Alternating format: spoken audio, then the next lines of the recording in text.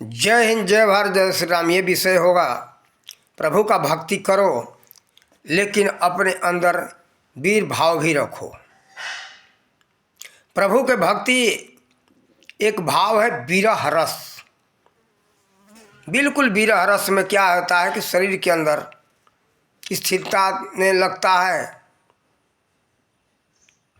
और शांत हो जाता है दिमाग बिल्कुल।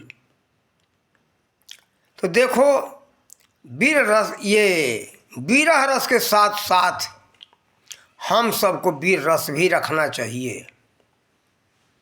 प्रभु को याद करते समय विरह हो बहुत अति उत्तम है। इससे बढ़कर के कोई भक्ति मार्ग में कोई रस नहीं है। विरह रस प्रभु के याद में यह तड़पन उत्पन्न हो उसको विरह कहते प्रभु के प्रति। लेकिन विरह और वीर दोनों मिलता जुलता शब्द है, थोड़ा सा अंतर है उच्चारण में। तो देखो, भगवान श्री कृष्ण की गोपियाँ जो थी विरह में ही तड़पती रही, भगवान को याद करती रही। और वो विरह बहुत भक्ति में ऊंच कोटि का विषय है। वही भक्ति का तो मूल सीमा है, आधार है वो प्रभु मिलन का। जब तड़पन होगा, विरह प्रकट होगा, तब जाकर के प्रभु से मुलाकात होगी, प्रभु का दर्शन होगा। लेकिन हम ये भी कहेंगे कि महाराणा प्रताप जैसे वीर भाव भी रखना चाहिए, छत्रपति शिवाजी जैसे वीर भाव भी रखना चाहिए। आवश्यकता पड़े तो उस विरह रस को ऊपर आंगुली उठाने वाले के ऊपर तुरंत सजा दो उसको। कोई गलत न बोले, धर्म ग्रंथों के खिलाफ कोई आवाज़ उठाए, देवी देवताओं के खिलाफ कोई आवाज़ उठाए, गलत बोले तो उसको तुरंत दंडित करो, देर मत करो।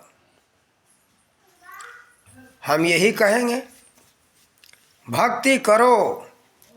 भक्ति करके इतना कायर मत बन जाओ कि कोई अपमान करता रहे, सहन करते रहो। हम सहन करेंगे। अरे प्रभु सजा देंगे। अब तुम किस लिए हो भाई? धर्म का रक्षा करोगे तभी तुम्हारा रक्षा होगा। धर्म रक्षा हम सबका कर्तव्य है। देखो, सहन का सीमा होता है, सहन करना चाहिए। लेकिन हमारा वह धर्म ग्रंथ नहीं रहेगा, हमारा अस्तित्व नहीं रहेगा, हमारे महान पुरुषों का मान सम्मान नहीं रह जाएगा, तो हम क्या करेंगे? इसलिए विरह रस और वीर रस व्यक्ति के अंदर दोनों होना चाहिए। और हम इस विषय में थोड़ा ही बताएंगे। बताने को तो बहुत कुछ है, लेकिन और वीडियो में बता चुका हूँ। तो हम भक्ति के विषय में ये थोड़ा सा बताया कि भक्ति मार्ग में विरह रस अति उत्तम है।